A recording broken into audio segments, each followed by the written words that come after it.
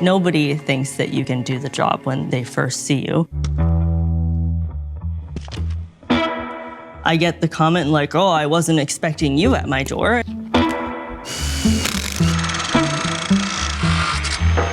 Don't let people underestimate you. I had to start from the bottom, work my way up. Years later, self-employed, run a business, get to inspire a bunch of women, and hopefully inspire other people as well. I don't claim to know it all. I never will. There's so many different avenues that you can take in this trade.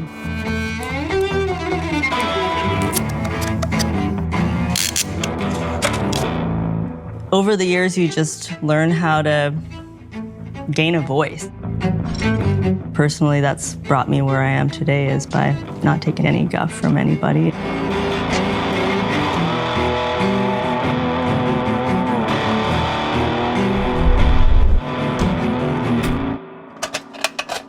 When you're cutting this pipe, if you cut it without pulling the two sides apart, you just look like a fool.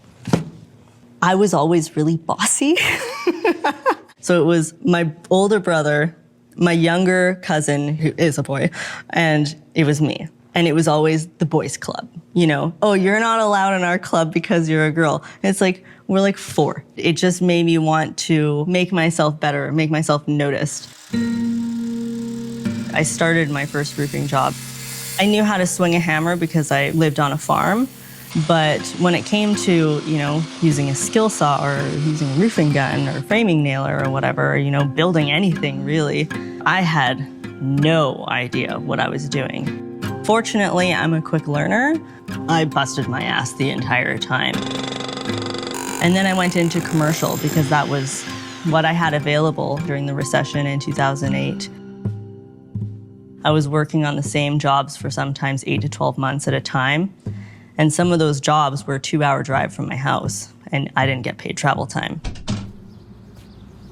And that's really how I got into plumbing, is because I literally would have taken any other job.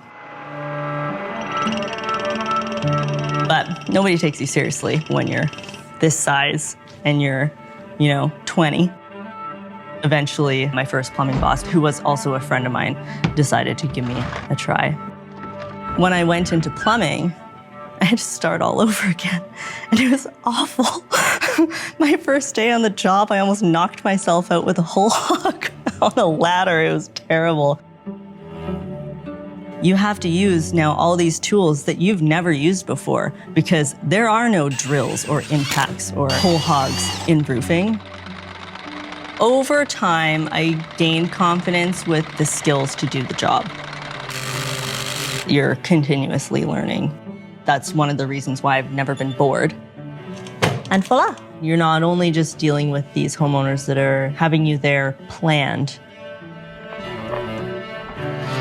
you're also dealing with the people that are calling you in straight emergency, or you get that call at 3 in the morning and they don't know what to do. I've had that call on Christmas Day. How do you say no?